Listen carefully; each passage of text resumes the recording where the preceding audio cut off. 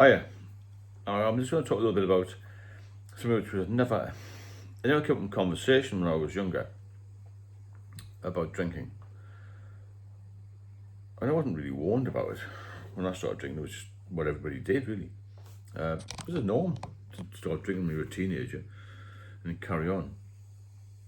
About, people were told, don't get yourself in such a state, you get arrested, or you're incapable of handling yourself when you're drunk, or, don't make a nuisance of yourself. All this sort of thing. Just general things with alcohol, don't be stupid with it and just take it easy. I think my dad used to have the expression, don't get stupid drunk. I didn't. We used to live in a police house, which was in a police complex. So I used to wander in there. I couldn't really be staggering about. But never mind, I still drank a bit.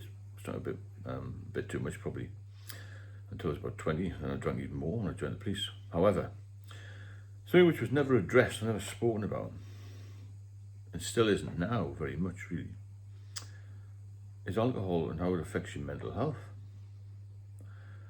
Because it affected my mental health quicker than my physical health, if that makes sense. Because I got severe anxiety. Now, I had a bit of grief, a little bit of grief at school, bullying.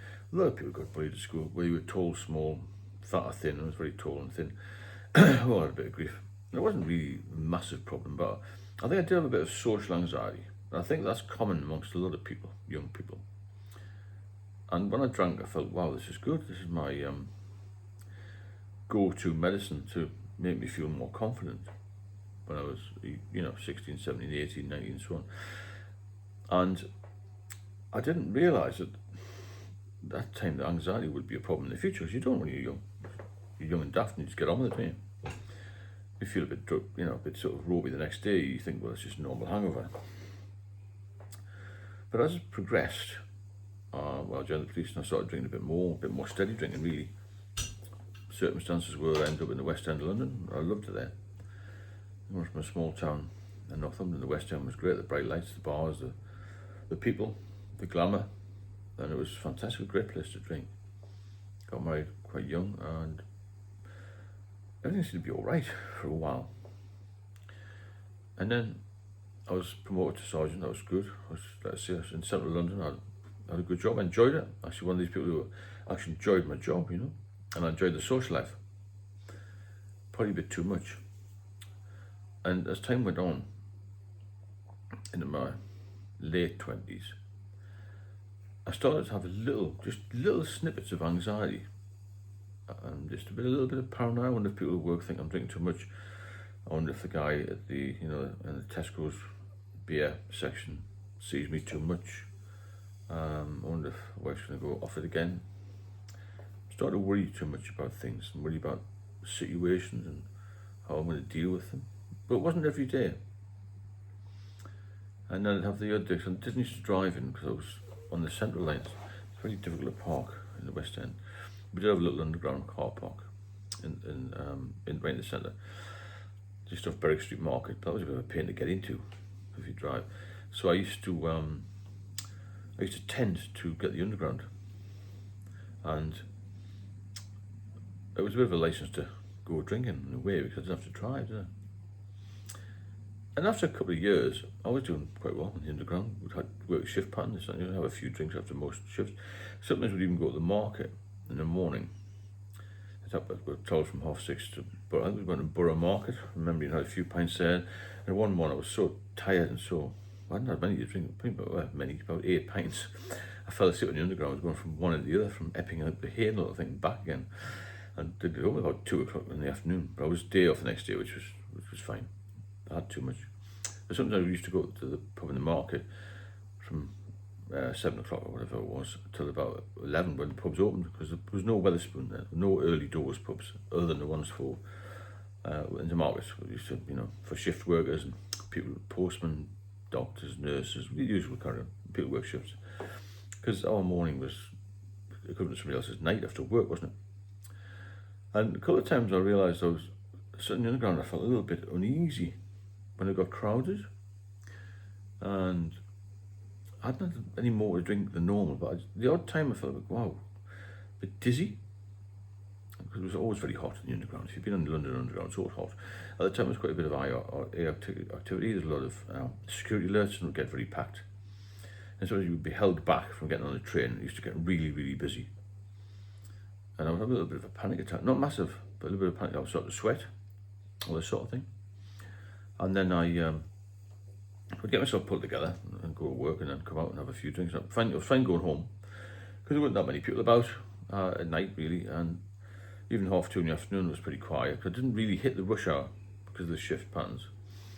And then a couple of days I had to go in for, I think it was 10 o'clock court or something. So I travelled in during the rush hour and I felt really uneasy. Then I started to sweat and panic, little panic attacks. I didn't know there were panic attacks at the time. I just thought, wow, I've had too much to drink last night. But I hadn't, really. But it was a sign that my anxiety was increasing. And then as life goes on, doesn't it? And my daughter was born. I wasn't getting as much time to recover from alcohol, if that makes sense. I was a bit more tired. Probably a bit more stressed with what was going on at home and all that sort of thing. I remember getting in the underground at Epping. There wasn't very few people on the train. It was about 1 o'clock. I had to be at work for 2:30. It took about 55 minutes to get from Epping to Oxford Circus, then walk down Regent Street into onto Savile Row. That's where the police station was. Brilliant place to work. Met some fantastic people. Some sadly were no longer with us for different reasons.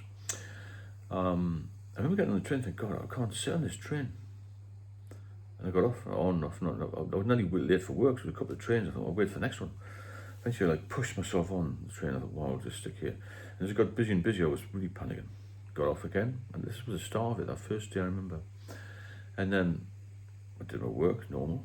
Went out a few pints, was all right. And it came a couple of times again where I just felt really uneasy on getting this train in case something was going to happen. Or I got stuck in a tunnel. All these crazy thoughts came around, and it got to the point where I had a really heavy session for about a week.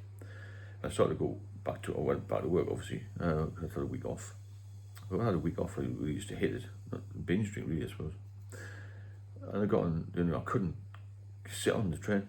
There wasn't many people on it. I mean, the doors were open, just waiting for more people to come on. Because it was the end of the line, we're going into London, it was pretty quiet. I got off and I got a taxi up to the High Street, and I drove for a while, and I drove into East London, and I thought I'll get a bus because at least I'll be above ground, because from Epping to the East End is all above ground, then it goes underground, isn't it? And I started to become wary of the underground system. I don't know why. So my journey took like 2 hours or something, so it was really nip and tuck for getting to work in time. So I started to do that regularly, drive to the East End and come back, or I used to get a taxi or another bus from Epping into the East End and get another bus from there and go all through the City of London and everything. It was alright carrying on to get to work, and it was really, really bad. And this started to happen more and more. I used to put like headphones on, something on the train, to try and distract myself and read something. I'd just look at a book. I wouldn't be reading it, but just to distract myself. And it was really, really bad. And then it progressed from there to me using the underground a little bit more. I had a few drinks. And then I got this feeling when the train came in, comes in quite slow. I got this feeling somebody's going to push me onto the platform. So I used to stand right at the back wall, and the crowds would come in, and I used to wait for the next train until it eased. So all my time was spent trying to deal with this anxiety, not get on the train. And it was horrendous, the anxiety I had, absolutely horrendous. And I remember coming back from holiday again. I used to binge a bit on holiday. I always had a drink though, every day. That was my problem, it was regular drinking. And I felt terrible. I had to get some cash out from Barclays Bank to go drinking again after earlies. And I went to the bank and I couldn't write the check. I was shaking so much. And I left the bank, had a couple of drinks, came back and I was fine. That's a bit like that film Leaving Las Vegas, I think it's called, with Nicolas Cage, and where he can't write the check out until he's had a drink. All these things started coming creep into my life. When I used to drive, I felt anxious, panic attacks, sweating, palpitations and all this sort of thing, you know. It was really, really bad. It was starting to creep up on me all the time. And then I sort of had this constant anxiety then. And I had this constant feeling of impending doom. So a lot of people have mentioned the driving one in particular. I couldn't drive on straight roads. I used to think there was nowhere to get off. So I drive country roads, not straight roads. All these things were happening in my life. And I got a bit of an office job for one. Things settled down a little bit. Still, the underground was a problem. And I was taking sometimes 2 or 3 hours to get to work. So I was leaving really early, getting less sleep, and all these things compounded on each other and made it really difficult to live. What I'm saying. Time went on and did some more types of jobs. I wasn't too taxing, and then I was having a lot of issues with drinking, but I was still functioning at that point. And subsequently retired and moved back north and put a bit of running this along a bit to the in years. But my situation was I was single then, and I retired, sold the properties in London, had a little bit of money up north, and I just started drinking more. And my anxiety got even worse, and I was ill and all this sort of thing, with I lost weight and stuff. And I got over a little bit of that, and I stopped for a couple of years and went back on it again. And then my anxiety got so bad in the end that I couldn't even leave the flat. I couldn't walk around, and I'd have to get people to deliver drink and all this sort of thing. And it was horrendous. I'll go through this in another video, the end stages of it all. But the anxiety crept up on me very early in life, and it was something that is very rarely discussed, and it becomes depression. And what happens is when you drink and you get this anxiety, you drink again to try and get rid of the anxiety, but it comes back 10 times more the next day. And you drink to overcompensate for things, and then you think, oh, tomorrow's going to be a better day. But it never is. It never is. So if you get any of these signs of anxiety, then please take note and please get some help. Whether it's some people like myself or other YouTubers, or try the doctors, because they normally tell you to taper off. It depends on the situation. Speak to the doctor first, maybe. Local nurses and that sort of thing, they can help.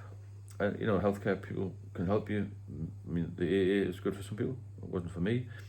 And and try and deal with this mental health side, because that isn't discussed enough. People say, oh, you don't want to drink too much because you get cirrhosis. You don't want to drink too much because you'll have a heart attack. You don't want to drink too much because you get cancer. All this sort of thing. Very rarely do people mention the mental health aspect and the fact you take you to suicide in some cases, because you get so down. And you've got to be very wary of that. And I went into hospital a few times when I was having all of these issues between 2019 and 2022. And I was really down. The only person I told was my daughter. I said, look, I feel really suicidal because I was not getting any better. I told one of the doctors, and she said, oh, we'll get somebody out to see you. It was never followed up, That was never followed up. And I just got out of it myself, by a miracle, and I'm here today and healthy again. So it can be done. And I do one-to-one mentoring, which is I'll do a video call to you. I'll get an idea where you are in the alcohol stage, and I'll tailor a package for you, personal needs. I'll put the link in the description of the video. I'll put my number in as well. You can also text or WhatsApp me and give the details. It's pretty easy. It's a good price, only one-off payment, and I'll do welfare checks on you, make sure you're okay. You can call me anytime. You can WhatsApp me. You can text me, email me, and I'll mentor you all through this, because it's something they can't do alone. I mean, to be honest with you, I'm off the drink because I was told I was going to die and I was in hospital.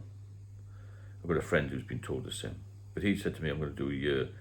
That's not the way to look at it. A year sober, and you may go back on it. If you've got problems, you've got to be off for life, and as simple as that, So get in touch with me.